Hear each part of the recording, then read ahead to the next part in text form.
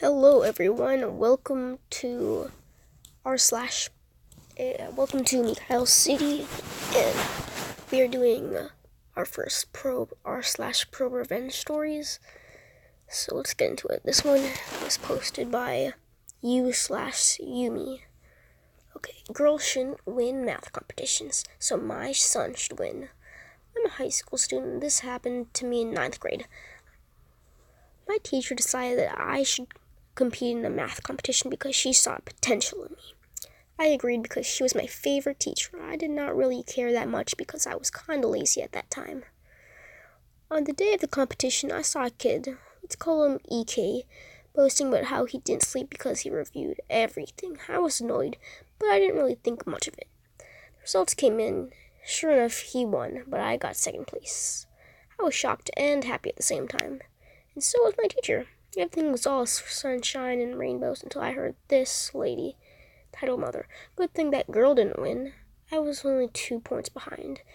This is a math competition. My boy should win. He studied really hard for this, and a girl shouldn't beat him. I was livid. My teacher patted me on the back and told me not to listen to her. When they announced that I was in second place, the mom started booing this woman. I could take it, so I devised a plan. This competition happened every year according to my teacher, and in 10th grade there was a regionals competition after. I swore that I had to win next year. The whole year I taught myself various math equations, and my friend helped me with everything. I spent a whole year reviewing just to prove this entitled mother wrong.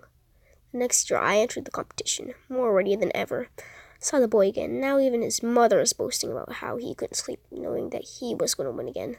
That he's excited about the regionals. Everything she said just encouraged me to do better. The exam was kind of hard, but I managed to answer most of the test questions. When I heard titled kids saying, it wasn't that hard. I was not confident that I would win, but I was hoping. The announcements came, and they said only one got a score of 40 and above in every grade level. The kid was smirking, thinking it was him, and telling his mom's regionals, here we go. But to his surprise, I won.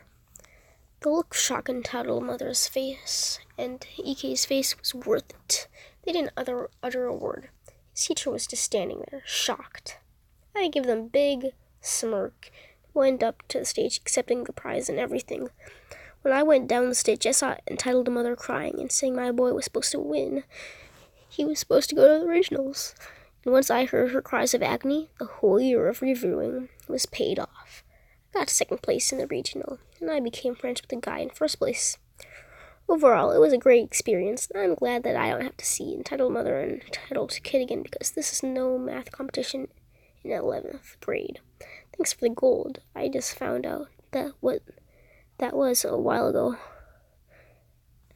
I hope Q-Star notices this. Thanks for the support, everyone. Okay.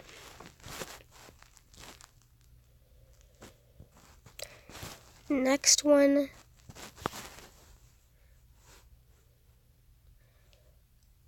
I think I'll choose my friend's ex-wife gets his family business shut down and burns their lives to the ground. Pro-revenge posted by you/. Sorry for the somewhat misleading title, but I couldn't resist. The story isn't about me, but 2 people. My friends with me, we'll call one Ray and one Justin. I'm posting this with Justin's permission, and he'll probably be reading the thread. Some background. Ray and Justin grew up in an extremely restrictive, insular religious community that borders on being a cult. They both read a lot from a young age, even though reading outside of the religion's material was discouraged. So was both of them grew increasingly skeptical and dissatisfied with their environmental due to having this peek into the outside world. In high school, this shared mindset brought them together, and they started secretly dating. For context, dating was absolutely, strictly verboten in this religious community. You went straight from single to married with 0 in between.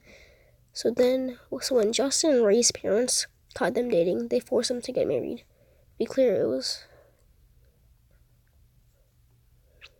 wasn't that like they really like knew each other to be like that well. Basically, really driving around together and holding hands in downtown square where all the kids hung out. Very tame, sheltered kid stuff. Ray and Justin started living together as husband and wife, but unfortunately for their families, putting these two together doubled their resiliency, and together they cooked up a plan to get out. They set up a secret bank account at a secret bank outside the religious community's influence. Since their families had access to their accounts, everyone who worked at the main bank was also in the same community and gossiped about everyone's financial transactions. They started squirreling away money in small amounts. The families wouldn't question being missing from their paychecks. When they were 20, they finally had enough money to start over and they got out. Basically, they left their house in the dead of night with nothing but what they could fit in their car and uprooted to live across the country. Pretty quickly after they moved, they decided to get amicably divorced since they never wanted to be married anyways. They still lived together for a while and basically became something between platonic roommates and each other's only family. Over time, they started dating other people. Some partners were scared off by the weird relationship between them. Most got it and understood that Justin and Ray had basically bonded through mutual trauma. I also met both of them during this time, and we became close friends. This whole time, both their families and other members of their community relentlessly harassing them. People were showing up at their house at all hours. They had reason to believe people were trying to steal their identities over the years. Though they'd fortunately both put a freeze on their credit, so nothing ever came out of it. Then Justin had a bad accident, a really bad accident. He was on his bike, car blew through a stop sign without slowing down and plowed right into him. He had to be rushed to the hospital and landed in the ICU. Ray was his emergency contact. I was with her and some of her friends when she got the call. I immediately drove to her hospital with a couple of people. She was melting down, understandably. The hospital staff wouldn't let us all in when we got there, but they let Ray in. She came out periodically to let us know what is going on. Justin wasn't unconscious, but he was totally out of it and didn't seem to know she was there. Probably from the painkillers, but she was convinced he had permanent debilitating brain damage, and basically the group of us were just soothing her and reassuring her it would be fine. A friend of ours who worked at the hospital was an MRI tech. Was also stopping by when she could on her breaks and calming down Ray. We'd been there all night, and given the part of day at this point, and the medical staff was giving us a reason to be hopeful. But things got worse. To this day, no one knows how they found out. 14 hours after Justin's accident, his parents, uncles, and grandfathers showed up. They immediately had all of us removed from the ICU, Ray included. Unfortunately, as his ex-wife, she was no longer his legal next of kin and had no right against his blood family. At this point, she was absolutely hysterical and inconsolable. She was convinced Justin's family would hurt him. I'm ashamed to say all three of us that were there thought that she was overreacting. We all knew Ray and Justin had left a horrible situation. It wasn't like his own family would do anything to impede his recovery. She was getting angry with us for trying to calm her down, and tried to explain that according to her religion, and she and Justin deserved punishment from the God. Only the great suffering could prompt repenting and redemption. She says that her families embraced this thinking and wanted them to suffer because it would prove that they did the wrong thing by leaving, and suffering would drive them back to the fold. She said as long as Justin was with the family, he wouldn't be safe. Okay. Our friend who worked for the hospital came and found Ray at that point. She made Ray swear up and down she wouldn't tell anyone she told her this, because she could get in deep trouble for releasing privileged information to some unauthorized. But she caught wind that Justin's parents were aggressively demanding the hospital release them into his care. They were involving lawyers, and the hospital was currently refusing because Justin wasn't stable enough to leave. Our friend warned Ray that as soon as Justin got to be stable or the lawyers scared the hospital enough, it's possible the parents would be able to take Justin. The shocking stuff this shocked the rest of us, realizing his parents were not only willing to remove Justin from the hospital that had saved his life in the condition he was in, but were actively trying to do it to really get for the first time why Ray was going out of her head with fear. At this point, Ray snapped into do or die mode, convinced that Justin was literally about to die. If she didn't act, she decided she would do everything in her power to start a fire at home, so that Justin's family would want to run back and put it out. This wasn't too hard, because she had a lot of dirt on the whole community she came from. Like a mad woman, she started blowing the whistle all over Justin's family. She called the IRS frauds hotline, detailed all the ways that the family business was committing tax fraud. She submitted an ATF tip about how that same family business was legal, selling firearms without license, without following any of the proper protocols, and was knowingly selling guns to convicted felons. She reported one of Justin's uncles for owning several guns as a convicted felon. She also reported Justin's mom unlicensed daycare business, which is apparently extremely shady, including having over 30 children packed into one house with Justin's mom as the only adult, and many of the children's child care duties being farmed out to Justin's 14-year-old sister. She called CPS on Justin's uncles and his parents for keeping her children out of school for physical abuse in one of Uncle's case. All of his reports she provided extensive detail. She finished her calls and emails. Then she waited. We all waited for several hours, and nothing happened. Then miraculously, Justin became lucid enough to understand what was going on and make his own decisions, and he kicked his family out again. From there began a slow but steady path to recovery. And all the relief and excitement to see Justin on the mend, we'd almost forgotten about Ray's campaign of desperation until a couple of weeks later. Then the screaming voicemails started pouring into both of them. First, the business was being investigated by the IRS. Then it was being investigated for illegal firearms dealing. Then the daycare was getting investigated. First, Ray felt a little guilty, but then she was like, you know what? No regrets. They would have killed Justin.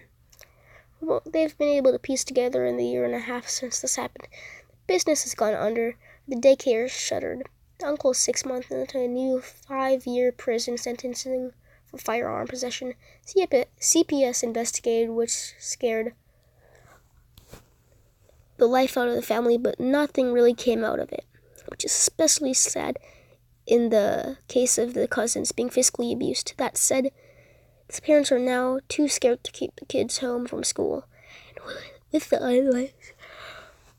unlicensed daughter's labor anyway, so she had no incentive to keep them home, so Justin's little siblings are at least getting their education. Justin and Ray are both happy and thriving.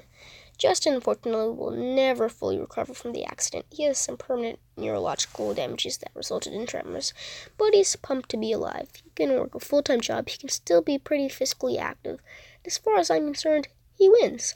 TLDR, kooky abusive family tries to remove my friend from critical medical care because reasons, and his ex-wife hits the panic button that burns their lives to the ground. Edit. Thanks for the gold and platinum. Anonymous reserves.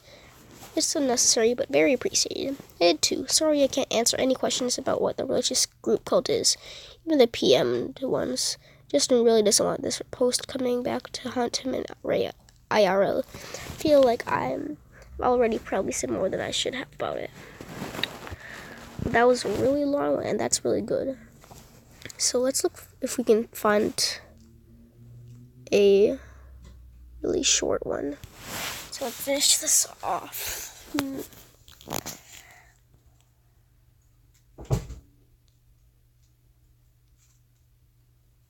I don't know. I think I'll try.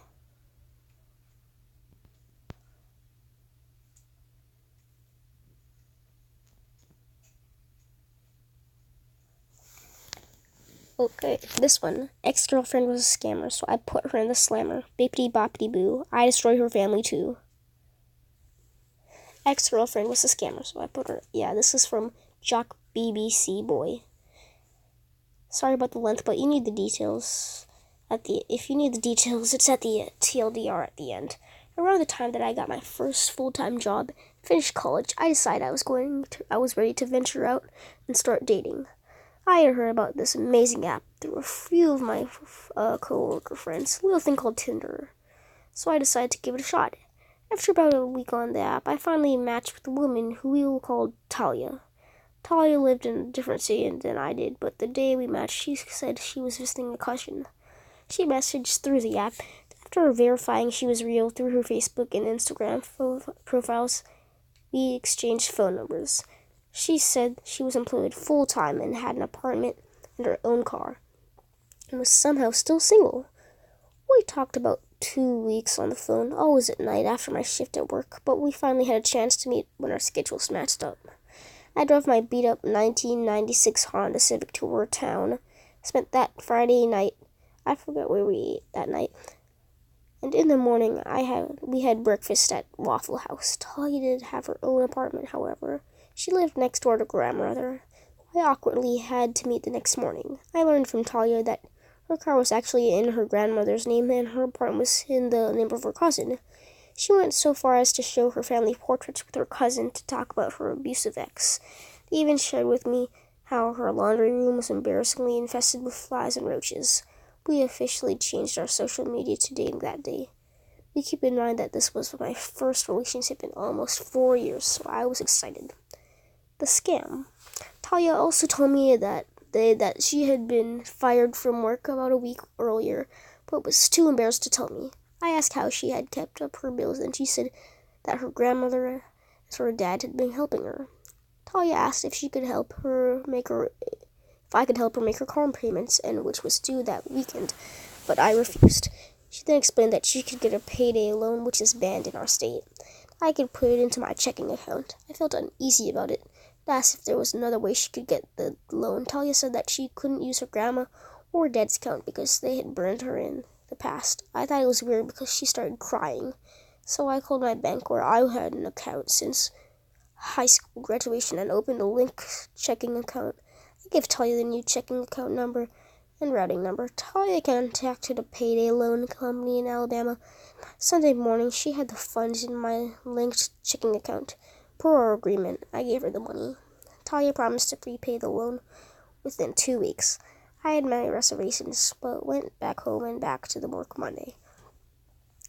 Talia called me in on Wednesday, and she said she had a new job. I asked if she had the payday loan squared away with her first paycheck, and she said she did, but I still got charged $47 2 weeks.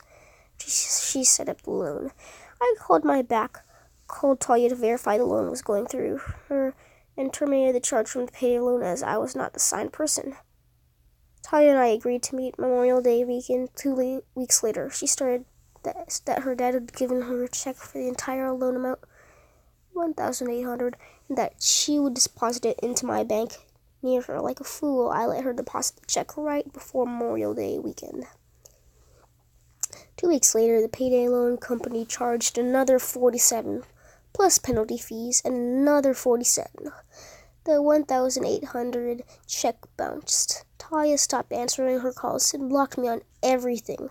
I called my bank and informed it I was a victim of fraud. Within hours, my main checking account, to which my paycheck had gone, my savings account, which had $800 saved for my new car, and the new checking account were closed. My best friend from college, we'll call him Clark, found Talia, had 2 of every social media accounts. She had one shared with me, the one on which she had a boyfriend, her cousin from her family. Photos was actually her boyfriend? Since high school, Talia was 22, 23. Her boyfriend, we'll call him Jason, was in prison, but from their social media posts, she had visited him once a month minimum and had plans to marry him. I spent days trying to get back my accounts and my money. One of the representatives from my bank and Clark and my mom advised that I should press charges for fraud. My bank mailed me a copy of the check for criminal investigation purposes. It did show Jason's name and not Talia's father name as the owner of the check. That's when I decided to get revenge. The revenge. As mentioned before, Talia's apartment had a minor infestation of roaches and flies in her laundry room. While I went through legal agencies to pursue pressing charges for forgery on the check, fraud, and etc., I found the name and phone number of Talia's apartment complex. I left a message for the apartment complex manager that Talia and her grandmother both had filthy apartments. Within a week, Clark showed me that Talia had posted a request for temporary housing for her and her grandma, since her parents wouldn't let her move in.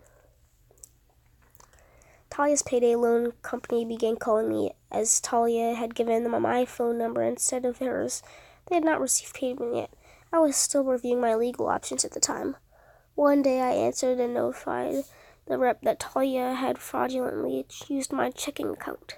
The rep who told me transferred me to their legal department, who was very interested.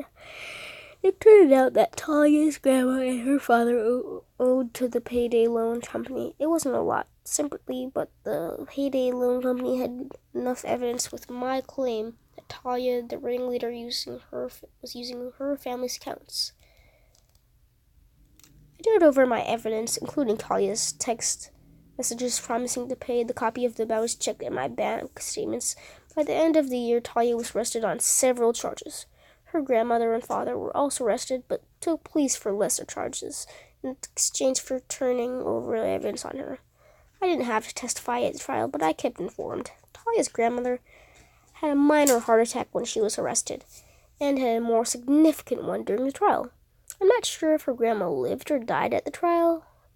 Despite this, Talia went to prison for multiple counts and will serve more than a decade behind bars. TLDR, my ex-girlfriend was a horrible person. She took and left me without a crumb. I got her and her grandma evicted. No jury acquitted. Well, she's in prison having fun. That was a great story. Thank you, Jock BBC Boy. That was r/pro revenge. Hope you guys stay for next time. And bye-bye.